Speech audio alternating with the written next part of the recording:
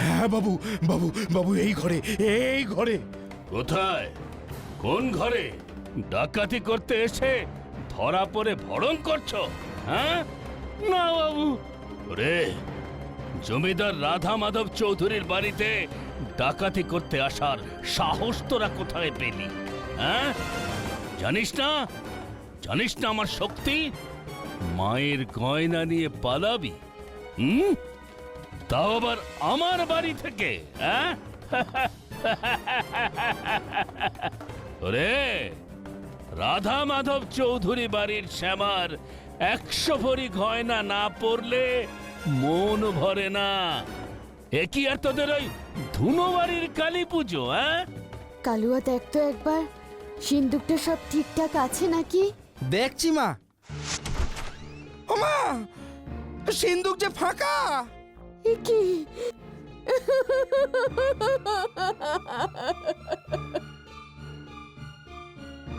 কি বিশ্বম্ভর, তুই? ছি ছি ছি ছি ছি ছি। হ্যাঁ, আমি বাড়িতে ডাকাত ঢুকিয়েছি। যখন ভালোভাবে চেয়েছিলাম দাওনি, ওদের কাজ সারতে এত দেরি হচ্ছে দেখে এলাম। এ কি বলছিস? গয়না কোথায় সরিয়েছিস বল। এই তো গয়নাগুলো তো আমিই পরেছি। এ কি, এ হরিহরের মেয়ে না? হ্যাঁ তো, আমি তো শ্যামা।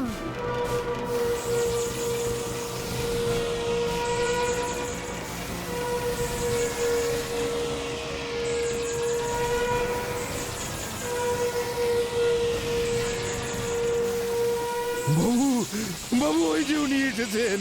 মাগো, মাগো, মা, মাগো। আমাকে ক্ষমা করুন, আমি বুঝতে পারিনি বাবা। হ্যাঁ বাবু, শেষ পর্যন্ত পারলি কোথায়? মায়ের গয়না চুরি করা সম্ভব নয়। মা, এ কি তুমি দেখালে? এ তোমার কেমন ইচ্ছে মা? আমার বাবা হরিহর কেন পুজো করবে না? ওর পুজোই তো আমি চাই, এই গয়না আমি চাই না। কি গো, শুনছো তুমি? শুনছো? মাগো, মাগো, তুমি তুমি আমার চোখ খুলে দিয়েছো মা, তুমি আমার চোখ খুলে দিয়েছো। হরিহর, হরিহর।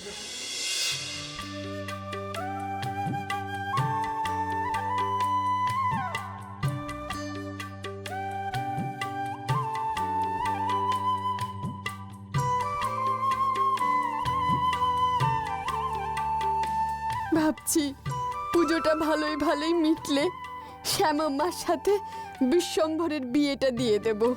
ঠিকই বলেছ গিন্নি, ছেলের তো সংসারে মতিই নেই। শ্যামামা যদি বিশ্বম্ভরের মন সংসারে বসাতে পারে।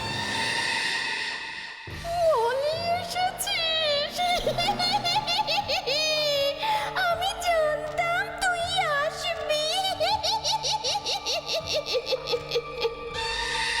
তুমি জানতে আমি এখানে আসবো? কি করে জানলে? এত সহজে তো দুটো পা পাওয়া যাবে না। তবে কি করে আমি রাজপুত্রের খবর আনতে যাব? পা না থাকলে আমি হাঁটবো কি করে? রাজপুত্র তো আমাকে ভাববে সামান্য এক মৎস্যকন্যা।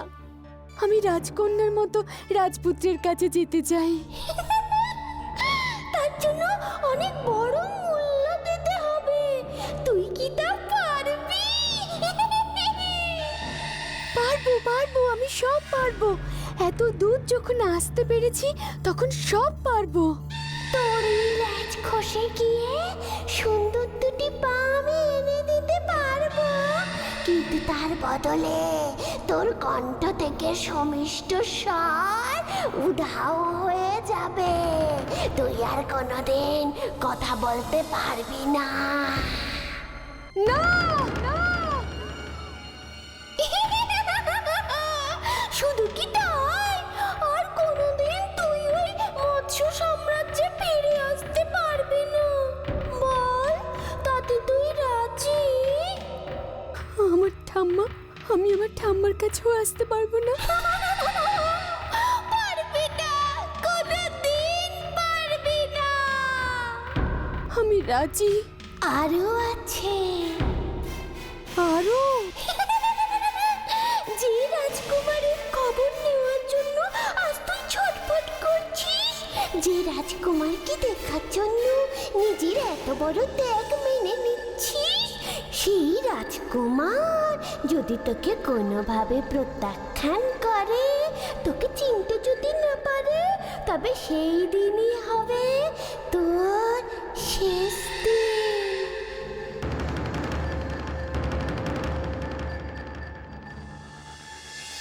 রাজি, আমি তাতেই রাজি। বেশ, তবে তৈরি হয়ে যা। এই যে ওষুধখানা আমি দিচ্ছি, এটাই তোকে খেতে হবে।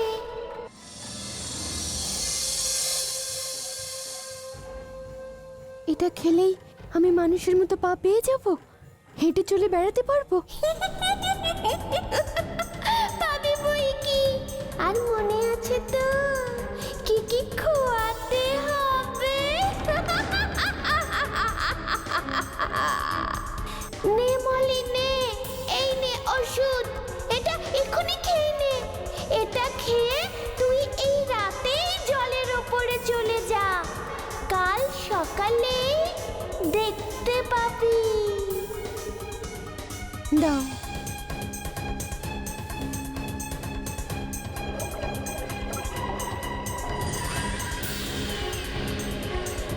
যা মনি, এখনই তুই ওপরে চলে যা।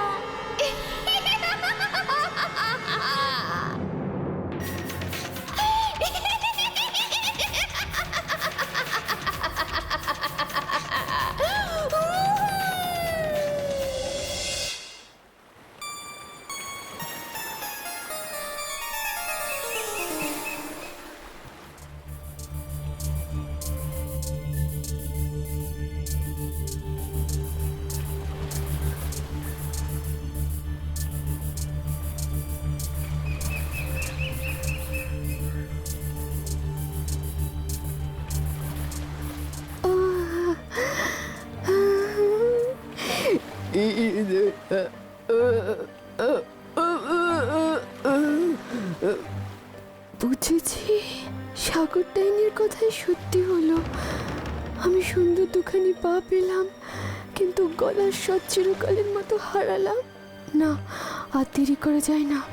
এবার যাই রাজকুমারের খোঁজে, দেখি তাকে কোথায় পাই। কি জানি সে কেমন আছে। তুমিও বুঝি এসেছো আমাদের রাজকুমার ডিউকের পাত্রী হয়ে? বুঝলে না, আমাদের রাজকুমার ডিউকের পাত্রী নির্বাচন চলছে, কিন্তু রাজকুমারীর কিছুতেই কাউকে পছন্দ হচ্ছে না। তুমি যাবে সেখানে।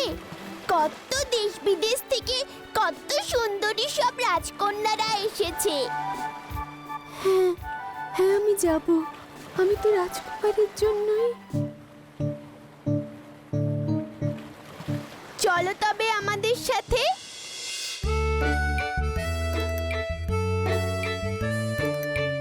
শুনুন শুনুন শুনুন, আজকের মতো এই পাত্রী নির্বাচনী সভা এখানেই শেষ হলো।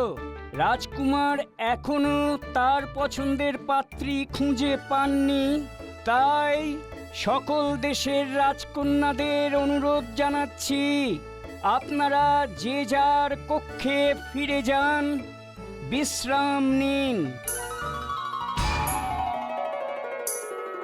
কি ব্যাপার কুমার, আপনি কি কিছু বলতে চান?